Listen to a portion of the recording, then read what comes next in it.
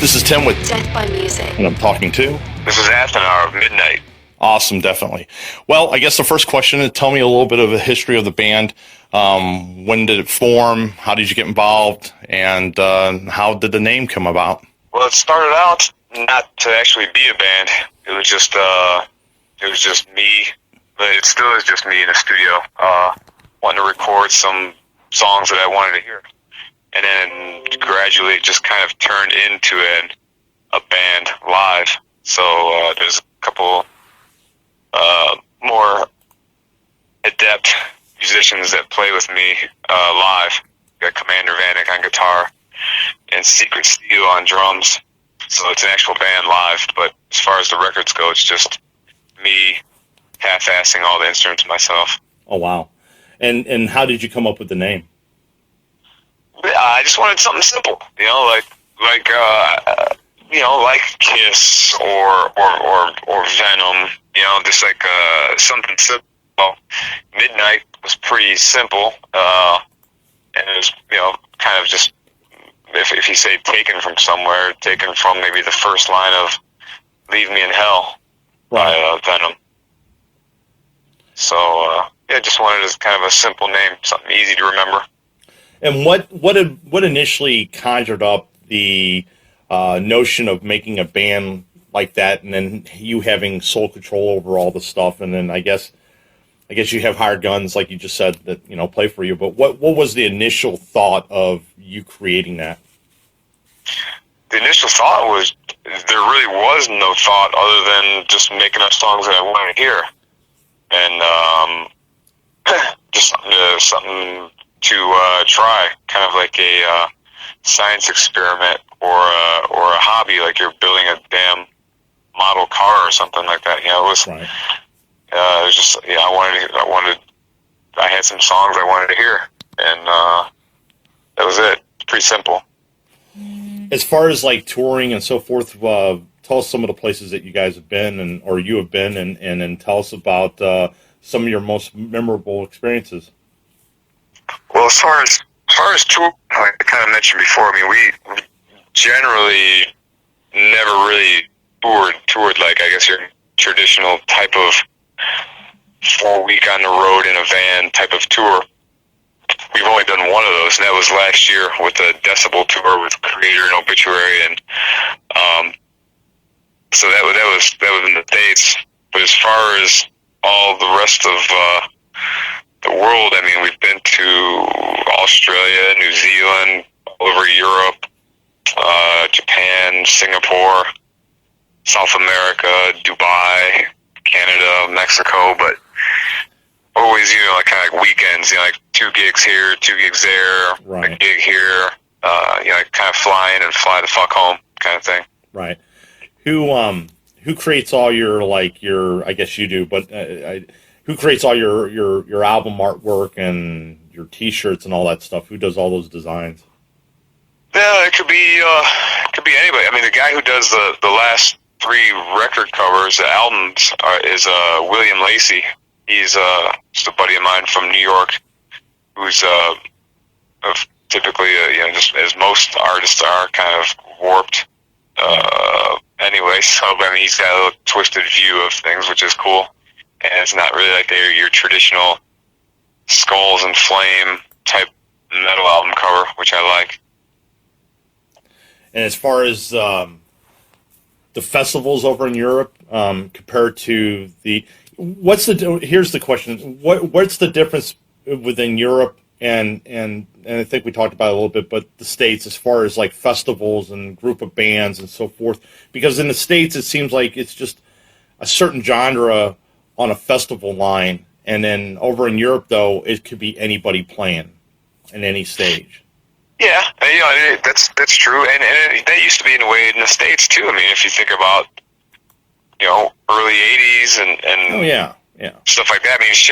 Billy Squier or Def Leppard opening up for Billy Squier, or it was just 38 Special and Judas Priest or something. It was kind of still a little here and there, and it was a little more varied. Now that's so everything is so subgenre, and it seems like you're not allowed to be this type of band, to play with that type of band. It's like, well, who gives a fuck? You know, why can't you? Well, you know, why? Yeah, you got into music and stuff as a kid because you want to be told what to do. Then, you know, there's nothing worse than growing up, being in a band and someone trying to tell you what to do. So, you know, play with whatever the hell you want, type of festivals or bands or whatever shit. Yeah, because like I said before, I saw Twisted Sister with Iron Maiden, and I think nowadays I don't know. Oh, I'm sure it would happen again, but I mean, back in the day, like you just said, you brought up a great point. Is that I've seen Guns N' Roses, Metallica. I've seen I think Skid Row with Anthrax one time, but it's just back then it didn't matter. Nowadays it's just so kind of like weird. I don't get it, but. As far as like creating the music and so forth and creating the writing and all that, is it easier to do it as a one-man show, or is it something that is kind of like, do you wish you had other creative minds around you, or no? I don't know if it's a thing of easiness, but it's just kind of what I need to get out, you know? And it's a personal thing. That's just, like I said, it's kind of just what I want to do, and something that keeps myself from being in a padded cell. So yeah, that's what I got to do. If you want to be in a band, then there's nothing wrong with that too. I mean, it's just a different route to go wherever it is you need to go.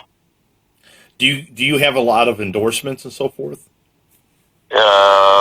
Endorsements of like instruments? Yeah, instruments, guitars, and stuff like that. Because if you're a one-man show, you would have to have pretty much everything. You would think. Oh no, I don't have any endorsements. I have a fucking job. I just buy shit. Well, sometimes you just don't know. You feel like, well, I guess you have a lot of endorsements. So they have it costs money to have all this shit, and you eventually you're going to be like, well, I wish I had some help. No, I mean, I have mainly the same instruments and things that I've had for years since I was a kid. So I mean, you know, it's just always been, you know, and it doesn't take much. I mean, it doesn't take much to just have a guitar, to buy an amp. I mean, this, you know, the average Joe spends, you know, how much a year at a bar on beer. So if you don't drink beer at a bar, you have a Marshall stack. So just to put your priorities in life of what you want or don't want. So yeah, I really don't have any endorsements, but I've never really sought out any endorsements. Yeah, I stopped smoking 2 years ago, and I realized how much money I saved. A shit ton, a shit ton of money, dude. But I was just like, I mean, I had to stop smoking because of medical issues. You can take that. You can take that money and do something really good with it, like go to the casino or something. Yeah. Oh, yeah. Start another bad habit, and go to the casino and waste it on that shit.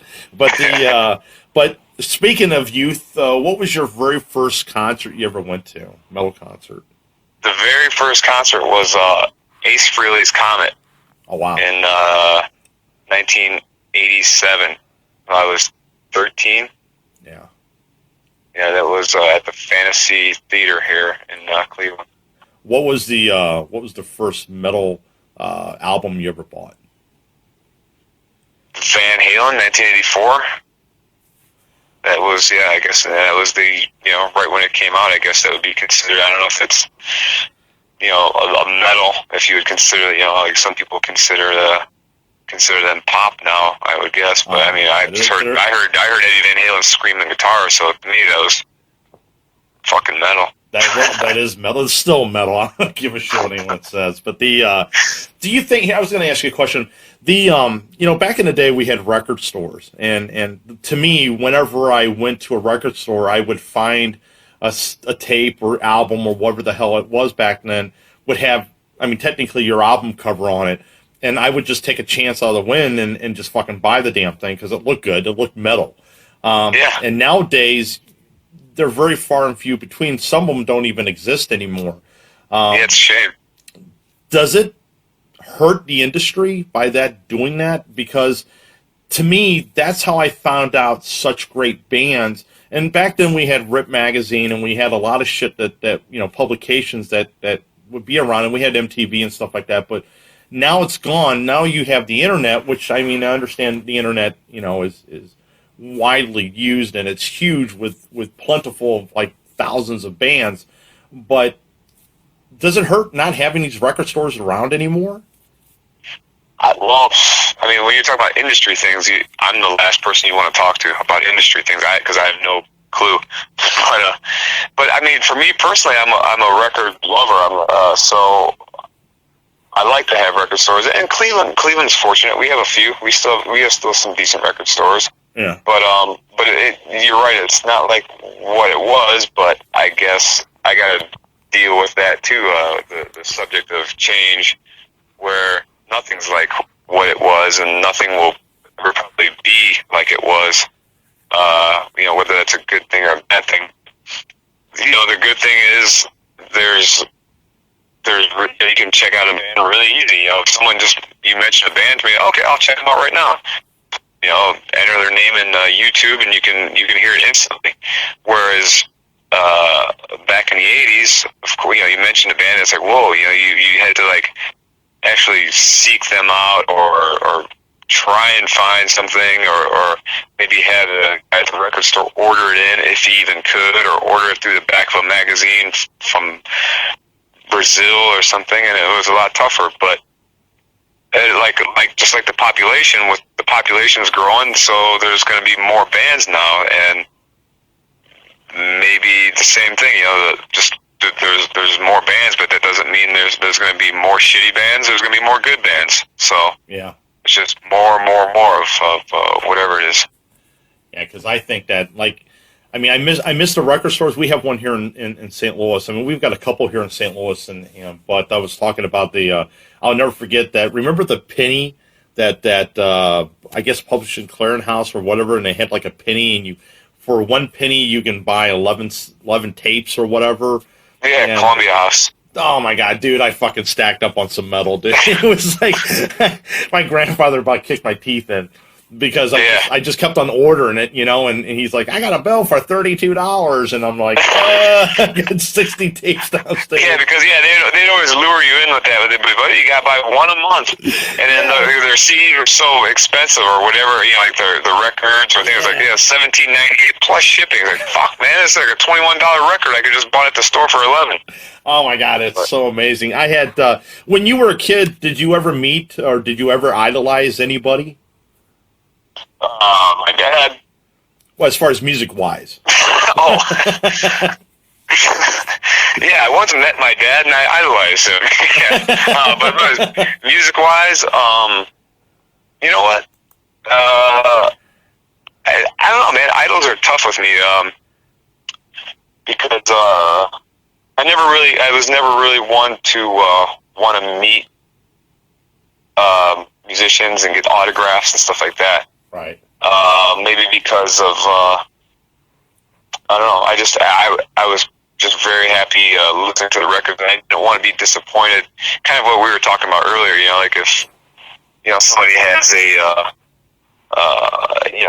they can be a dick. So who would want to meet King Diamond and have him turn out to be a dick? Then it just ruins the rest of your Merciful Fate listening for the rest of your life.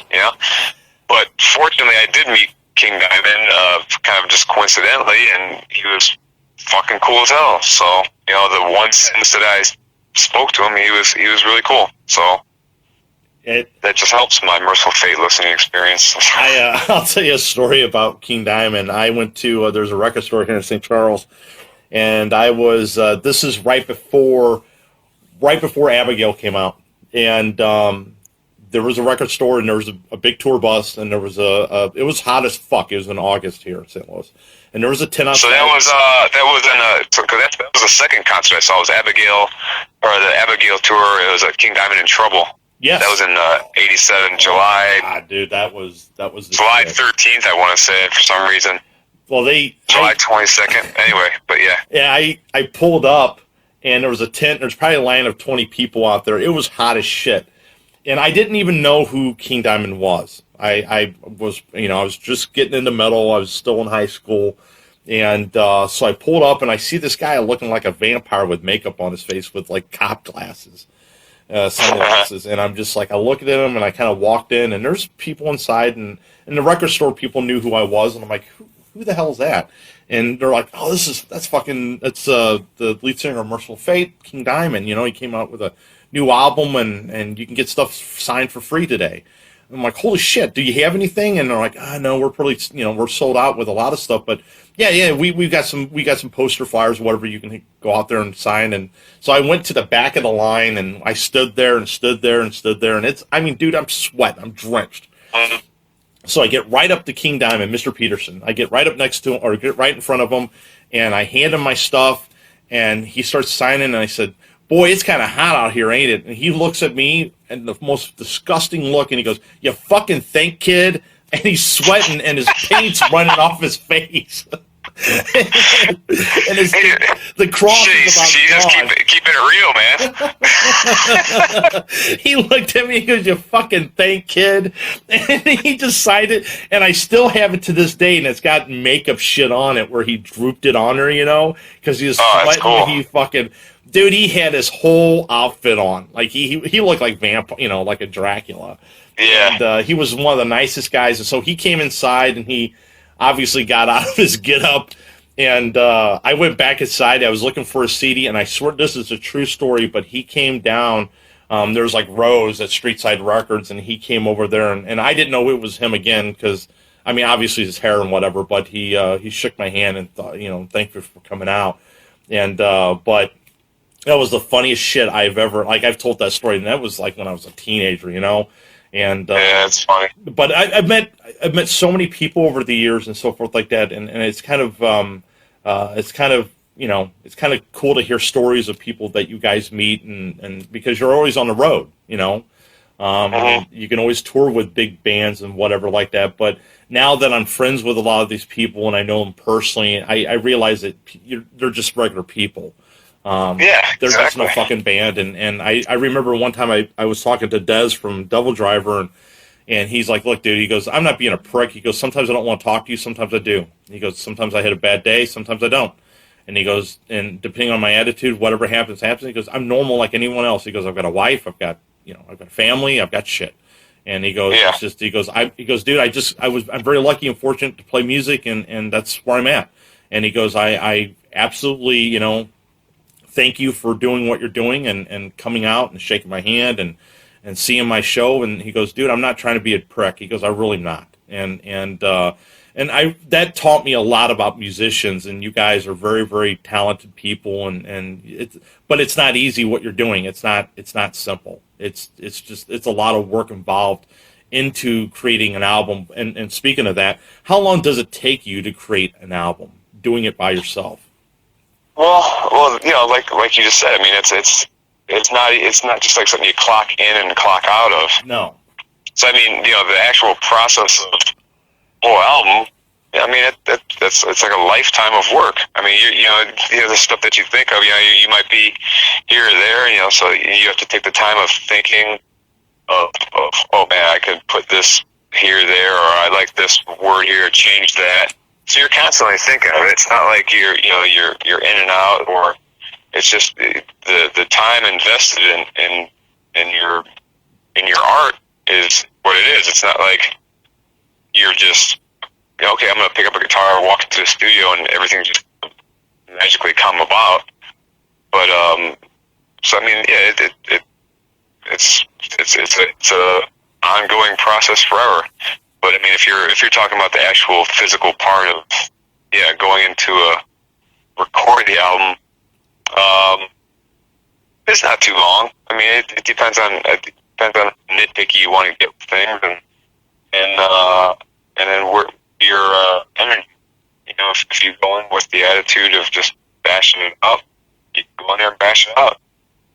Yeah, I guess. But, because sometimes I think it would take longer than others because you just need different time to make make music and the words and so forth like that. I would think it would be easier with a whole band.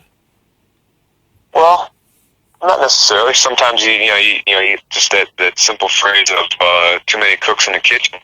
So sometimes it's just the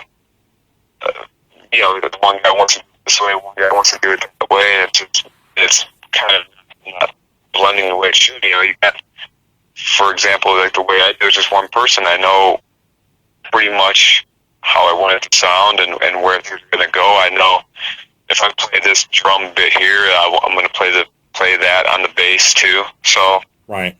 I don't have to read some other person's mind or whatever. So it's not too bad. Makes sense. What do you do in your off time to do you like into sports or anything like that, or do you have a hobby or? My hobby is music, man. I'm the dullest person you'd ever want to meet. I've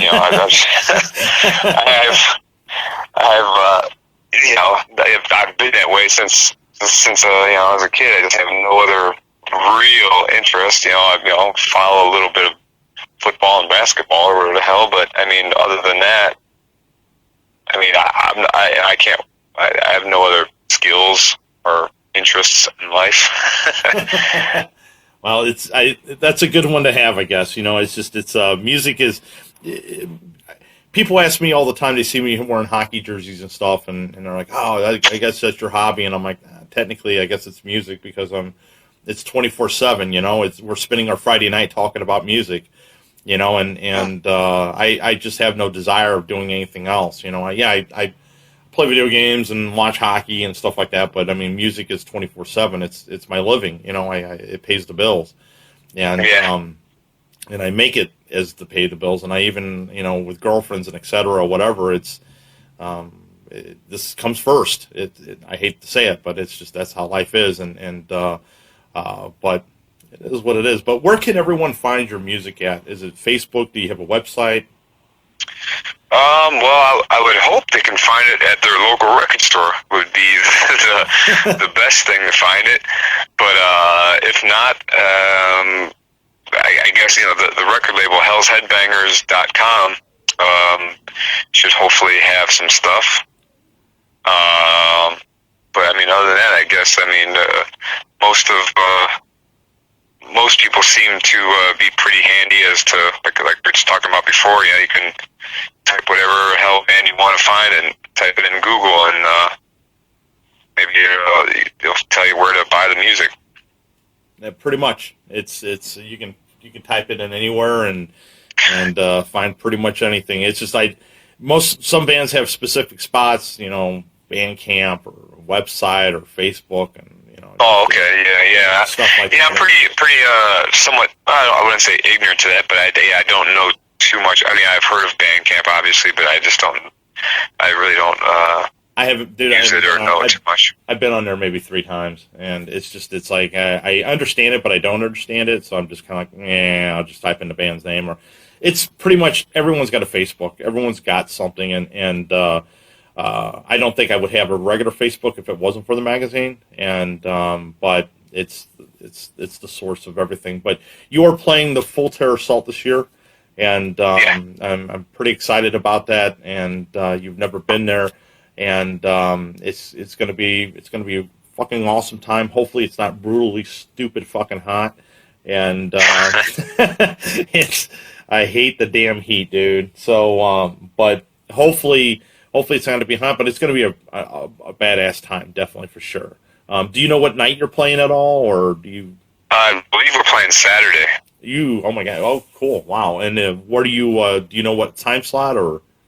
No, I have no idea about that yet. I haven't really talked to anybody about that, so I'm not sure. I'm not sure what other bands are playing on that Saturday too. I mean, I know Death Angel, Demolition Hammer, At War. I don't know when anybody's playing. So no, I don't know.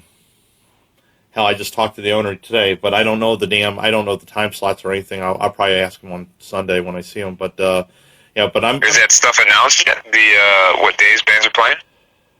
You know what? I don't fucking know. I don't. No. He's so busy and so forth, and I'm busy doing my own thing, and we try to cross paths probably once or twice every week, or once every other week. I'm sorry, and it's whatever. I mean, he's. I tell him, I'm like, you're the boss, applesauce. You do whatever the hell you want to do. So it's just I don't know. I have no idea. I would think that you would be playing later Saturday, but I don't freaking know. And because I know that last year's run was, a lot of the bigger bands played on Saturday. We had a lot of badass bands play on Friday, but it's just it's a cool fucking place, dude. It's a really good time, and it's really fun. And you're gonna travel out in the woods. You're gonna be like, where the hell is this place?